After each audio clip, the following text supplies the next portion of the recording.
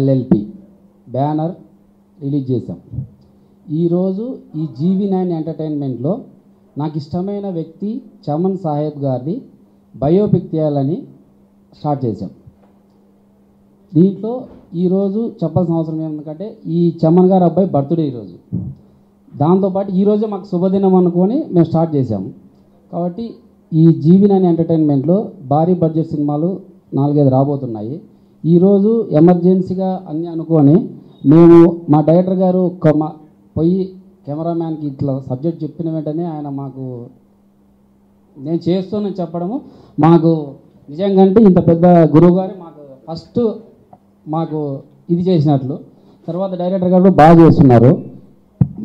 ఈ మా అనంతపూర్ పక్కన పులివెందల అబ్బాయి మ్యూజిక్ డైరెక్టర్గా పరిచయం చేస్తున్నాను, మహిత్ రెహమాన్. మా డైరెక్టర్ వెంకట్స్ అనేది మేము కలిసి స్టార్ట్ చేస్తున్నాము. ఇంకా ఈరోజే స్టార్ట్. నెక్స్ట్ అక్టోబర్ 21వ తారీఖు టోటల్ మీ ముందుకు వస్తాం. మేము మొత్తం సాంకేతిక గణమంతా ప్రకటిస్తాము. కానీ నెంబర్ 1 హీరో దీంట్లో చేస్తున్నాడు. ఇప్పుడు ఎక్కడ ఏం బ్లాస్ట్ చేయలేదు నేను. అతి తొందరలో అక్టోబర్ 21వ తారీఖు మా కెమెరామ్యాన్ బర్త్డే రోజు టోటల్ అనౌన్స్ చేస్తాం. ఓకే. ఈరోజు ఈ టైటిల్ లాంచ్ కూడా చేసాము GV9 ఎంటర్టైన్మెంట్లో. ఇది పరిస్థితి. ఖచ్చితంగా మేము సినిమా హిట్ కొడతాం 100%. టైటిల్ చమన్, డెజర్ట్ ఫ్లవర్, ఎడారిలో పుష్పం, క్యాప్చర్. ఇంకా మా డైరెక్టర్ గారు కెమెరామ్యాన్ గారు మాట్లాడతారు. ఈ అబ్బాయి మ్యూజిక్ డైరెక్టర్ మహిత్ రెహమాన్. ఈ సాంగ్ ఆన్ చేయండి బ్యాక్గ్రౌండ్. నేను ఆల్రెడీ SSB మూవీస్లో సినిమా చేశాను.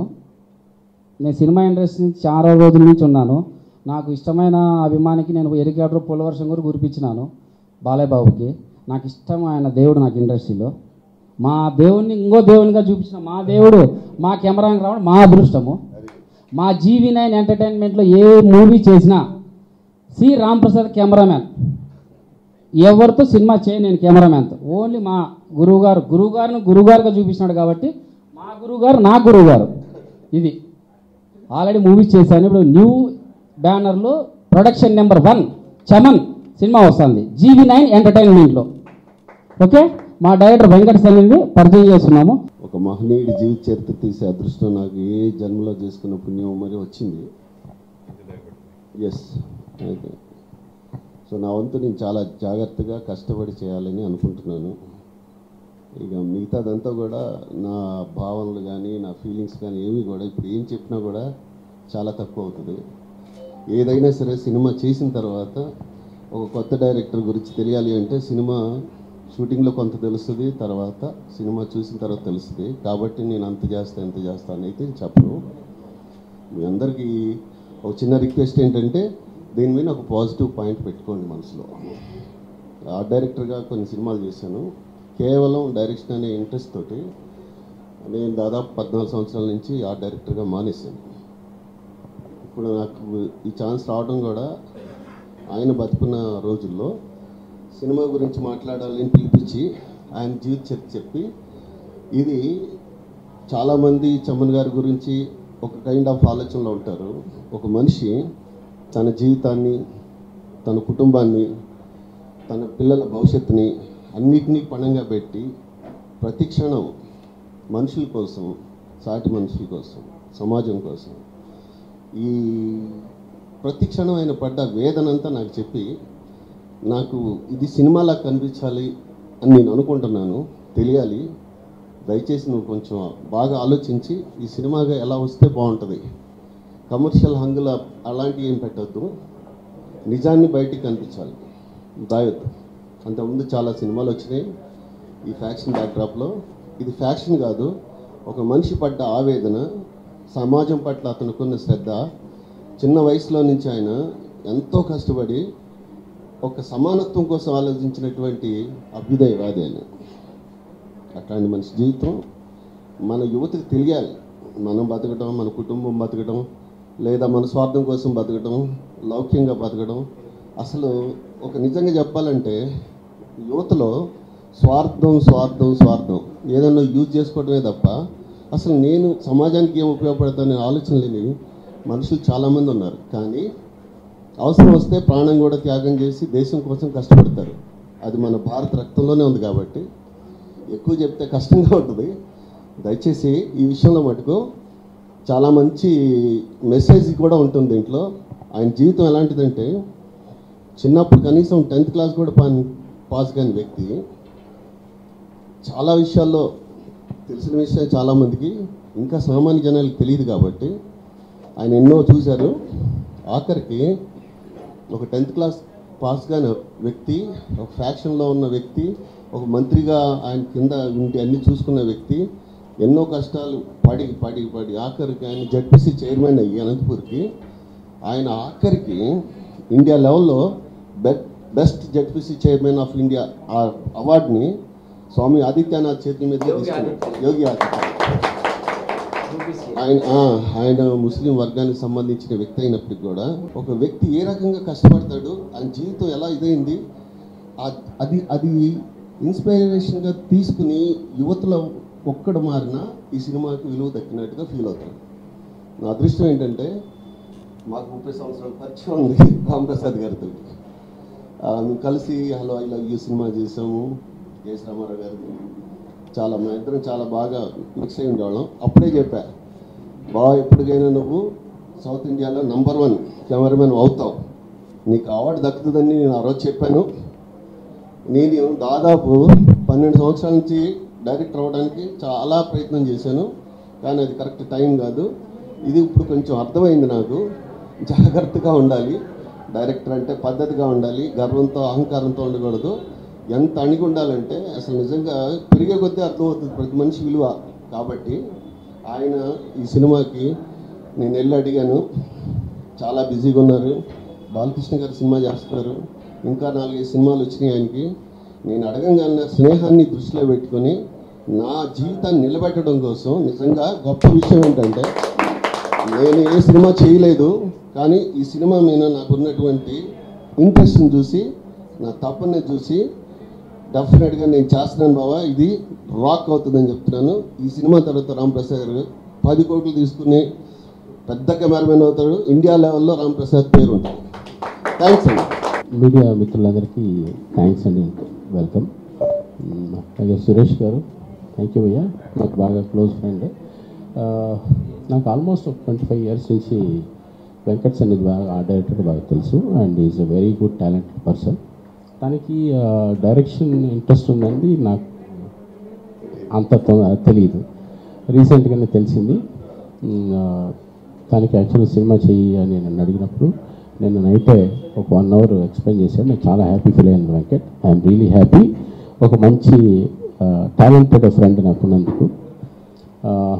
నాకు యాక్చువల్గా ఈ పాలిటిక్స్ అది కొంచెం బాగా తక్కువ తెలియటం. ఇది చమన్ గారి గురించి చెప్పి ఆ బయోపిక్ తీస్తున్నాం అని చెప్పారు. Yeah, it is challenging and really మనం సొసైటీకి ఎవరిని హర్ట్ చేయకుండా మన వల్ల ఎవరు ఇబ్బంది పడకుండా ఉంటే really happy. Venkat, you will be very good director. నీకు చెప్పే విధానం కూడా నాకు బాగా నచ్చింది. ఇంకా అంతే. నెక్స్ట్ యాక్చువల్గా నా కమిట్మెంట్స్ అవి ఫినిష్ అయిన తర్వాత చేద్దామని ప్లాన్లో ఉన్నాం. ఇంకా టైం పడుతుంది, క్యాస్టింగ్ అంతా వర్కౌట్ అయిన తర్వాత చేస్తాం. అలాగే చౌదరి గారు నిన్న ఫస్ట్ మీటింగ్ ఈయనతో కూడా చాలా మంచి ఈజీగా వాళ్ళకి మామూలుగా సినిమా అనగానే మనకి ఇంత డబ్బులు పెట్టి మనం చేస్తాం, మనకి ఇంత డబ్బులు వస్తాయని అనుకునే రోజుల్లో లేదండి, సినిమా ప్యాషన్గా ఉండాలి, సినిమా మనం మెసేజ్ ఓరియంటెడ్గా ఉండాలి, మనం కసిగా సినిమా తీయాలి, దానికి ఎంత ఖర్చు అయినా పర్వాలేదని చాలా తక్కువ మందిలో ఈయన ఒకరు. So really happy sir. అలా చేస్తే మనం డెఫినెట్గా ఇంకా మన సినిమా ఇండస్ట్రీ ముందుకు వెళ్తుందని. Thank you sir, thank you so much. Hi, నమస్తే అండి. నా పేరు మోహిత్ రెహమానియాక్. రెహమానియాక్ ఏంటంటే నేను రెహమాన్ సార్ చేరదీసిన ఎంతోమంది స్టూడెంట్స్లో నేను ఒక చిన్న స్టూడెంట్ని ఫ్రమ్ చెన్నై.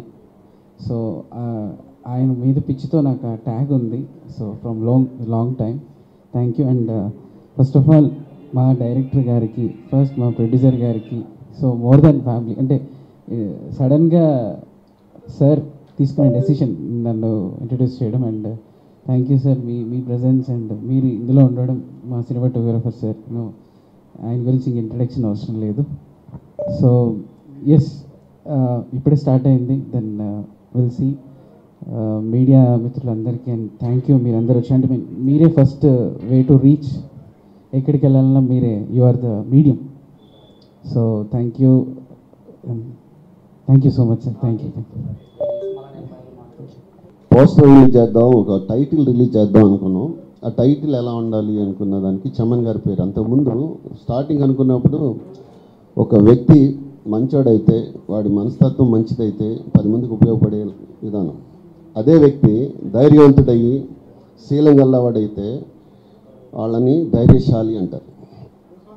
అతని వల్ల చాలామందికి ఉపయోగం జరుగుతుంది, మంచి జరుగుతుంది, చెడైతే జరుగుతుంది. శీలం ఉన్న వ్యక్తి వల్ల. ధైర్యం శీలం ఉన్నవాడు రాజు అవుతాడు, నాయకుడు అవుతాడు. అదే ధైర్యం ఉండి మనస్తత్వం బాగోక పిచ్చి రాక్షస మనస్తత్వం ఉంటే వాడి వల్ల జనాలు ఇబ్బంది పడతారు. సో ధైర్యశాలి అనేది ఏంటంటే మగాడికి ధైర్యంతో పాటు శీలం కూడా ఉండాలని. ఈ టైటిల్ ఫస్ట్ చమన్ గారు సబ్జెక్ట్ అంతా ఆయన చెప్పిన తర్వాత, ఇన్సిడెంట్స్ అన్నీ, ఆయన లైఫ్ ఇన్సిడెంట్స్ అన్నీ చెప్పిన తర్వాత ఆయనలో నాకు ఆ ధైర్యశాలి కనిపించారు. చమన్ గారి జీవిత చరిత్రని ధైర్యశాలి అనే దాని మీద ట్యాగ్ మీద పెట్టుకుని చేద్దామని చెప్పి టైటిల్ రిజిస్ట్రేషన్ కూడా చేయడం జరిగింది. సరే, ఇక అది డ్రాగ్ అయింది. రేపు పొద్దున మనకు షూటింగ్ చేద్దాం అన్న తర్వాత ఎంత బాధాకరమైన విషయం అంటే నా జీవితం మారిపోయింది అసలు యాక్చువల్గా. ఆ తర్వాత నేను ఒక 6 నెలలు అసలు మనిషిగా కోలుకోలేకపోయాను. వదిలేసి ఇండస్ట్రీ వదిలేసి బిజినెస్లోకి వెళ్ళాను. బిజినెస్ పెట్టాను, మళ్ళీ వెంటనే కరోనాలు వచ్చినాయి. సరే అయిపోయిన తర్వాత వాళ్ళ ప్రొడ్యూసర్ గారు, వాళ్ళ అబ్బాయి గారు వచ్చి వెంకట్ గారు నా నంబర్ పట్టుకుని మొత్తానికి మళ్ళీ నన్ను పిలిచి, ఆ సబ్జెక్ట్ ఉందా ఇంకా నీ దగ్గర అంటే, ఎందుకుండదు, అది రాసి పెట్టాను, గుండెల్లోనే ఉందని చెప్పారు. సరే అయితే అది మనం మళ్ళీ చేద్దాం అని అన్నారు. నాకు అది నమ్మకం కలగలేదు. ఎందుకంటే ఆయన ఉన్నప్పుడు జరిగే విధానం వేరు ఉంటుంది కదా, వీళ్ళు ఏం చేస్తారని ఫీల్ అయినండి న్యాచురల్గా. కానీ వాళ్ళు చూస్తుంటే నాకు నిజంగా నేను ఎన్నో జన్మలు పుణ్యం చేసుకున్నాను. ఆయన ఆత్మ నన్ను ఆశీర్వదించినట్టు. నిజంగా చాలా పెద్దగా ఇది ఒక యాక్షన్తో కూడుకుని, ఒక నైతిక విలువలతో కూడుకుని, ఒక వ్యక్తి సంసారం సుఖాలు వీటన్నిటిని పక్కకు పెట్టి సమాజం కోసం అనుక్షణం చావడం అనేది మామూలు విషయం కాదు. అందుకే నేను బాగా ఇన్స్పైర్ అయ్యి చెప్పాను, ఈ సినిమా నిజంగా చేయటం నా అదృష్టం. ఇది ఎట్లయినా సరే రాంప్రసాద్ గారి చేతిలో ఉంటుంది కాబట్టి చాలా అద్భుతంగా తీస్తారు. మన తెలుగు పరిశ్రమలో తెలుగు కెమెరామెన్గా ఆయన ఉన్నతమైన శిఖరాలు అధిరోహిస్తాడని ఈ సినిమాతో నాకు చాలా ఉపయోగపడి, నా జీవితానికి కూడా ఒక మార్గదర్శనం ఇచ్చి, నన్ను ఒక మనిషిగా నిలబెట్టి మీ అందరి ముందు మళ్ళీ సక్సెస్లో ఇలాగే మాట్లాడే అదృష్టాన్ని కలిగిస్తాడని నేను నిజంగా వేడుకుంటూ మీ అందరి దగ్గర సెలవు తీసుకుంటున్నాను. Thank you very much. ఈ మీడియా మిత్రులందరికీ శుభాభివందనాలు.